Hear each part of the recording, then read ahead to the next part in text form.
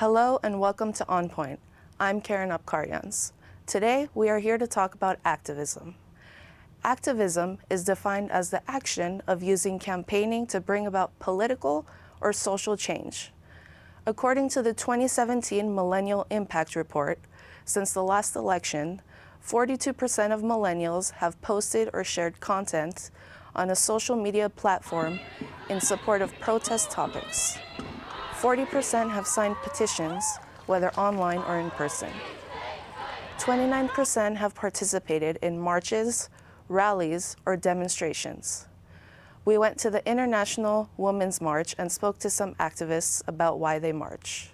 I think activism is not only important in this day and age, it is our imperative to be rebels, to be resisting, to put names and faces to a movement that needs to be revolutionized. We live under such tight patriarchy and such closed systems that hurt everyone. I think it's important for us as people to stand up together and fight against fascism and all that's wrong. This week, over 3,000 walkouts in support of gun control measures were set to take place. In preparation for this national school walkout, #Enough, the event got a lot of love on social media from the Women's March, Youth Empower, and other supporters. Activists say it's important to use all platforms to educate and speak up for those who cannot. It makes me to see how many people don't have faith that they can make change. It's something that I've always thought I was capable of and people were capable of, you know? I mean, I always just look back at people like Dr. King and, he believed he could make a change and he got people on board.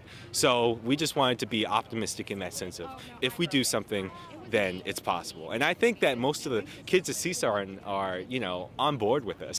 People seem to be gaining courage to talk about topics like gun violence, immigration, sexual harassment, and more. The question is, why now? On Point's Jessica Dunn has more on the story. Thank you, Karen. I'd like to thank our guests for being here today. We have Maria Collis from the San Fernando Valley chapter of the Brady Campaign to Prevent Gun Violence. And we have Amanda McRaven, a communication studies professor here at CSUN. She teaches social justice performance. I'd like to just jump right in, if it's okay with you ladies. Is President Trump triggering a new era of activism? Let's go ahead and start with you, Professor McRaven. Yes, 1,000%. When you have something to push against, you fight harder. And I think we were under the delusion in this country that for the last 8 years we had a black president, and so we were good. And so I think the Trump presidency, not that I would wish it on anyone, but I do think it has unearthed things that really needed to be talked about, that we can't delude ourselves anymore into thinking we're okay. So yeah, for sure. Maria, would you like to add anything? Yeah, no, I agree completely. I think we were all, we thought everybody was coming along in this movement towards greater acceptance of diversity and civil everything, right? But we weren't. There were a lot of people that didn't feel they were represented, and it was a very big wake-up call for those of us that are liberals and progressives. Speaking of representation, do you think with the right engagement strategies that young adults can be the future of social activism? Who else? Absolutely. Young people are the future. And Professor McRaven, would you like to add? Yeah, absolutely. I think, yes, in general, young people are always the ones to lead the way. And B, the millennial generation is a really different place. And then the Zennials, I guess they're called, from my generation, which is Gen X, that we were still sort of at the edge of a complacency that came for our parents of everything's great, we're the greatest place in the world, you're going to go to college, you're going to get a job, everything's going to be fine. I think millennials are the first generation to be like, wait a minute, the world isn't actually working that way. And so I think they are really primed to not only engage with the rigor and the vigor of youth, but also have a unique perspective on what America is that my generation didn't necessarily have. So I'm incredibly heartened. So with more youth engaging and there being increased activism, do you think that will relate to a substantial political change? I do. I think, just referencing your first question, the youth are galvanized in a way. So I hope, but I also do think that, I mean, they're today in the walkout, they're signing teenagers up to vote, which is awesome. Like, that hasn't happened before, teenagers signing up teenagers. So that's really exciting to me. So I think we are motivating the young to do actual political action, which means voting. Yeah. And Maria, how do you become more effective as an activist on critically important issues? Oh, well, the most important thing you can do is, if you're old enough to vote, register to vote, and vote for candidates that support the things that you support, and educate yourself so that you know who they are. And and following along that line of voting, let your legislators know what issues are important to you. I think that's first and foremost. And then, you know, the information is the most important thing, is your most important weapon. Find out what's going on. Find out who's doing what. Find out who is already doing what you're interested in, and join them. Something we've seen in this past year that's been amazing is just the numbers of people showing up who have never been politically active before.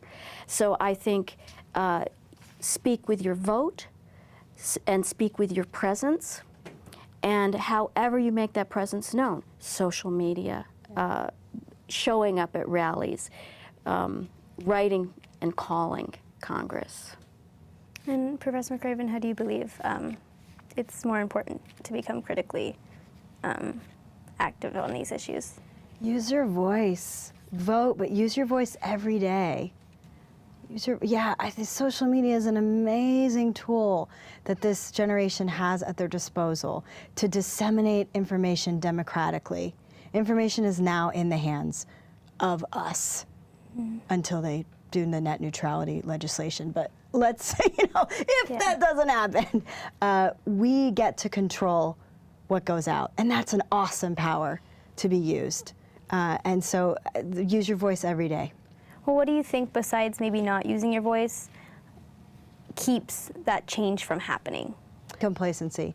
Just deciding that everybody else has your back, that the government has your back, that everything's taken care of, that we're okay, that you don't have to rock the boat, that you just accept, oh, you keep raising my tuition, or oh, it's hard to get a doctor on my insurance. Okay, I guess that's just the way it is. Nothing has to be just the way. There is no just the way it is. Yeah, I mean, I think we have all. I think one of the fundamental principles of our people who live, of our government, of the way we feel about our government, is that they have our back, that they have our best interests at heart, and I think what young people are realizing now, and to me it's very I was a child during the 60s, and it reminds me so much of the 60s, and that's why in the depths of my despair, I've been so encouraged, because I remember they said we couldn't do so many things in the 60s, and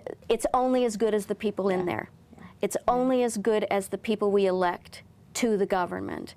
And there is something called the status quo, and there's something called protecting your turf and protecting your job, and catering to the people that helped you get elected so that you can be reelected. And that is, they say power corrupts, absolute power corrupts absolutely. Unfortunately, that happens, and it can happen to almost anyone. So you have to constantly keep your elected officials accountable for what they're doing, and that's when you talk about complacency. You cannot think.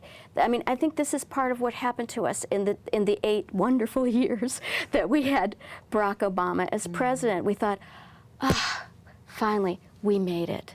We're okay now. We're on the right track. It's okay. And then Trump was elected, and it was suddenly,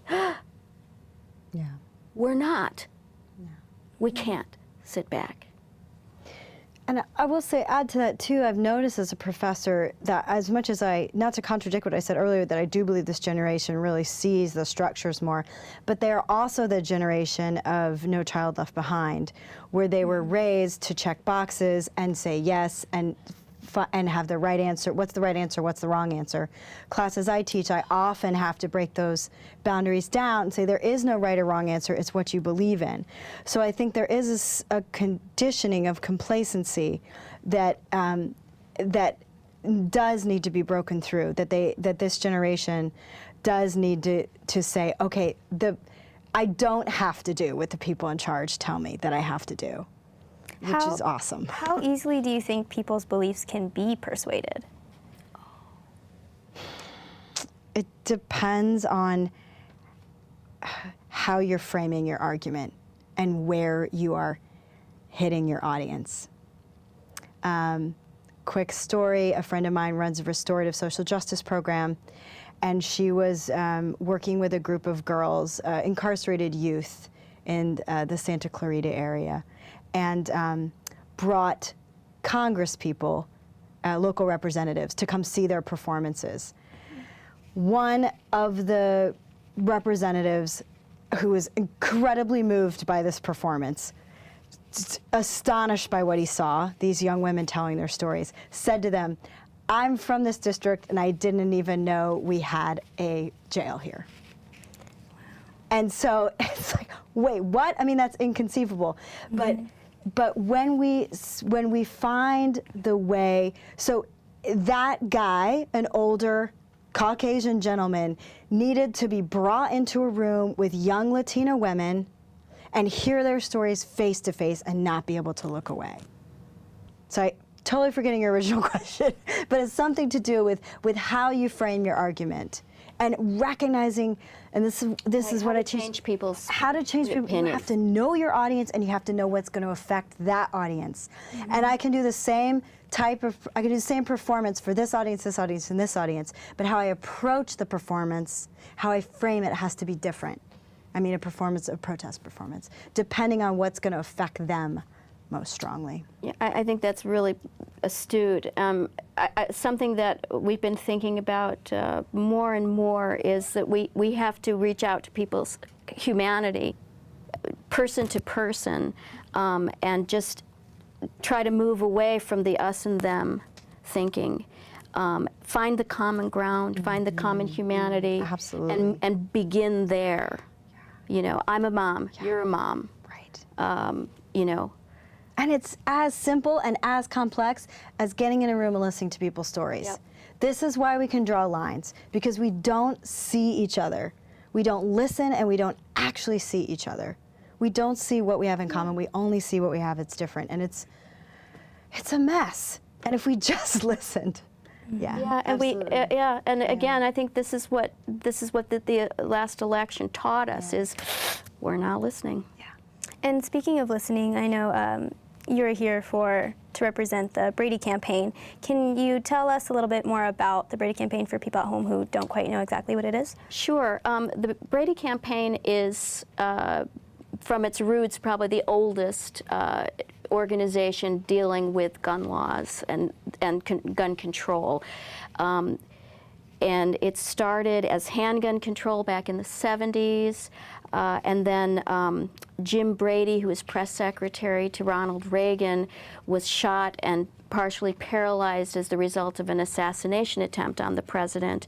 And he and his wife, who were already activists, they started the Brady campaign to institute background checks for people who wanted to buy guns. And it grew from there.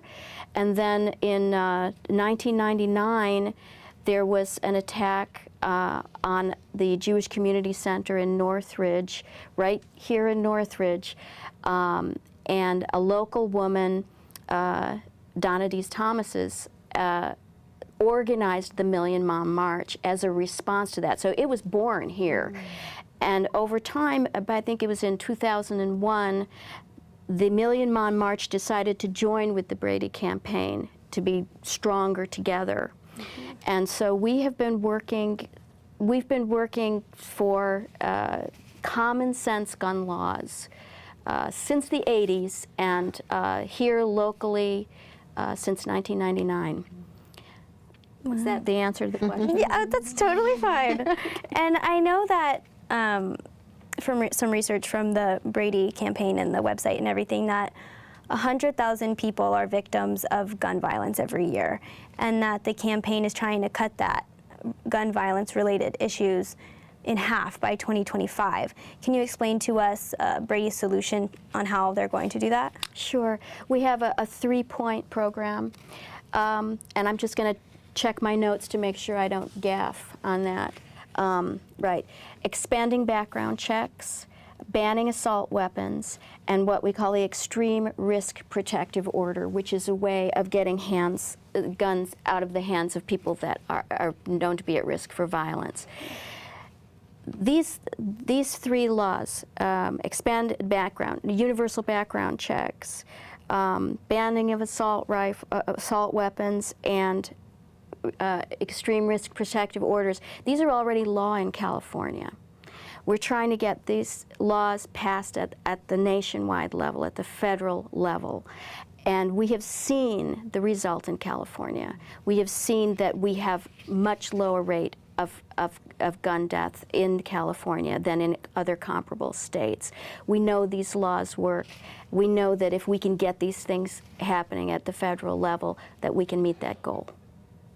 And speaking of more solutions on how to prevent gun violence, I know President Trump said he's very serious about trying to, prevent gun violence as well. So what steps do you think he has to take to reach that goal? I think he should shut up. A brain transplant. I'm sorry, because when he met with the students from Parkland and other people for whom this issue is very close to home a couple of weeks ago, actually it was almost immediately after the shooting. It was like within a week, right?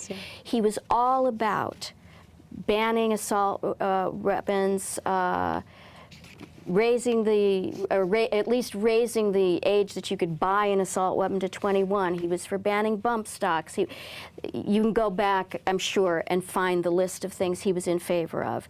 And as of a couple of days ago, he's completely reversed himself on all of these things. Probably doesn't have anything to do with the fact that he had a meeting with some people from the NRA last week. We have to get there. Yeah. But no, I mean, he should just friggin' shut up.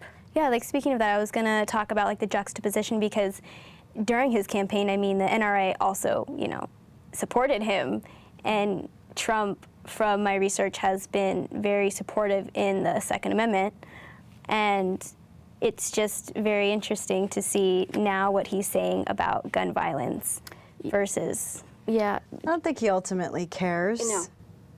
It's not a principle. It's not a principle. I don't know what his principles are, but I think he's got to, for optics, listen to families. But we got to take the power out of the NRA's hands somehow. Can I say something about the Second Amendment since you brought it up? Sure.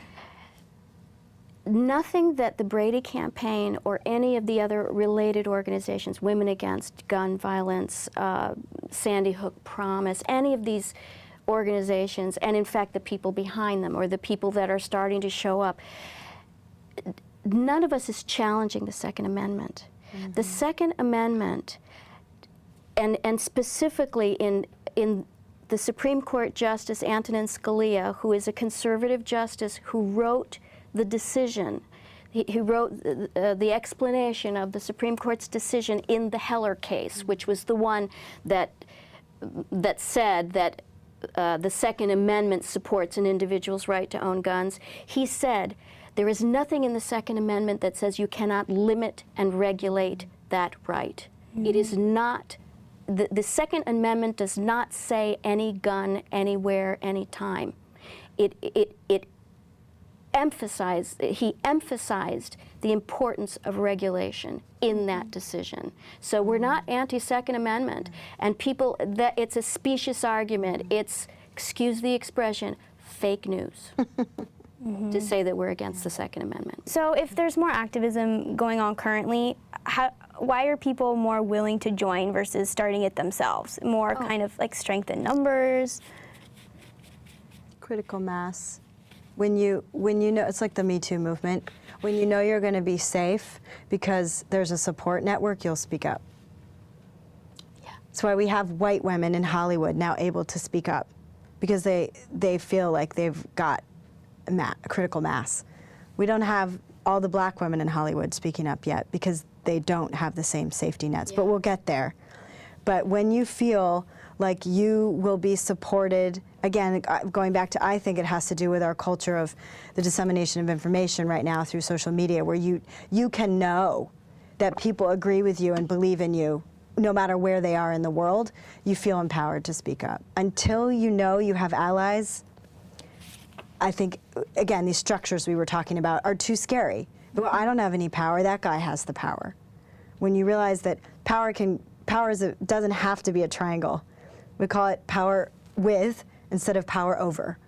When you look at Paulo Freire's Pedagogy of the Oppressed, is taking the power structure from one person in charge and everybody supporting that power structure to taking power to a horizontal plane. So speaking of that, what does it take to be considered an activist? Since it's not technically that one person, but more of a mass, so what does it take to be considered that? I think it's personal for everyone. I was going to say, I think you can Yeah. define yourself as an activist. Yeah. I mean, it's how you look upon yourself. Though I will say, I think it's not enough to just post things on social media. You have to be doing some sort of concrete action. But I think the concrete action is different for everybody. Right. Whether you're signing petitions or marching or feeding the homeless on Monday nights. Exactly. I think, to be an activist, I guess it means, it's an interesting question, but I guess it means there's something that you're doing in your daily life that's a reflection of your values. Yeah, a verb. It's a verb. That's absolutely. active. Yeah, absolutely. So if you define yourself, that to me that means you kind of are doing your own research and things like that. So do you think activism is considered ignorance if someone isn't familiar with both sides of an issue? Maria? Well, ignorance is ignorance. Any human being, whether they're an activist or not, if you're going to live in the world, you want to learn as much as you can, right? You're going to start with what's most important to you. And I think, if you're going to go out and march in the streets, I'm not sure you have to understand. I think that's the part of the problem, is we don't understand the other person's point of view. But I do think we have to find out what is at stake for the other side, what's motivating them, That's great. what they need. Yeah. Would you like to add anything, Professor? Yeah, I agree. I think it's showing up. Allyship. We all need to be engaged in allyship, especially if we're white folks. We don't, and I love the way you frame that. We don't necessarily have to understand, but we have to say, I'm with you. I'm with you, and I'll learn. And we also don't want to go around asking everyone to explain it to us. That's not other people's work, that's our work to try to understand. But I think you shouldn't hold back from activism just because you may not understand the entire other side of the story. It's a reflexive thing. You get out there and you start to understand. And I don't think you should feel like you have imposter syndrome if you suddenly start marching. No, I mean, I'm thinking about this whole thing about immigration now. It's like, look, I know, as a human being, I know it is fundamentally wrong to separate a mother and child, period. I don't need to be a political expert. I don't, and that's something, that's another way that they wield power over us by saying, and I was absolutely furious when I heard people responding to the students from Parkland in this way. You don't understand these issues, they're complex. Well, I call BS on that. Absolutely.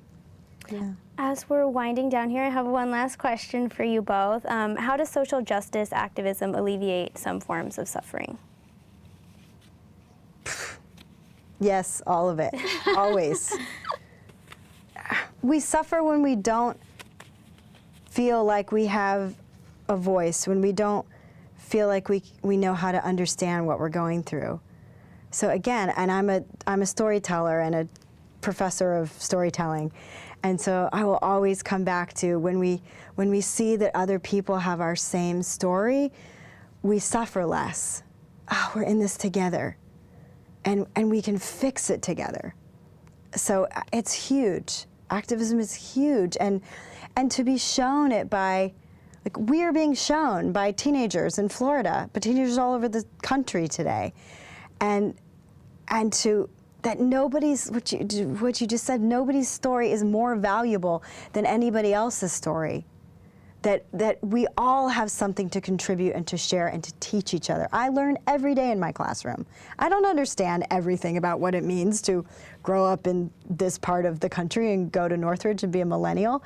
So they get to teach me, and my students will also often be like, what do you mean we're the teachers? I'm like, yes, we all have something to teach each other. I don't have all the power in the room. I don't have all the information in the room. I'm just a guide. So, yeah, we absolutely need to be empowered by each other to suffer less. On that note, I want to thank you both so much for being here today. Thank you so much. Thank you. Come on, let's go. Just a minute, I gotta finish this. Wait, you're gonna post those pictures of Mary? Yep. She thinks she's so hot. But her mom and dad will see them. Her grandmother, her little sister, everyone she knows, it's gonna kill her. Who cares? Just a couple of pictures. It's no big deal. No big deal? Don't. This has gotta stop. Green hat. Red hat. Oops.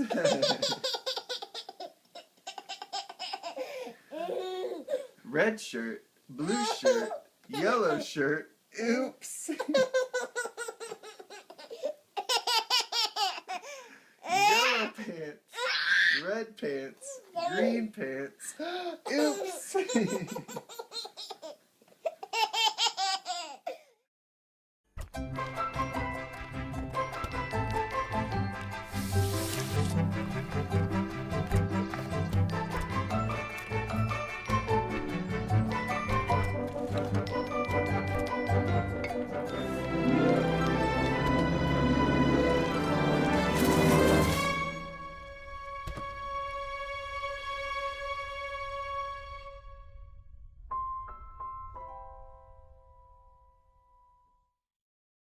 Thank you for watching On Point.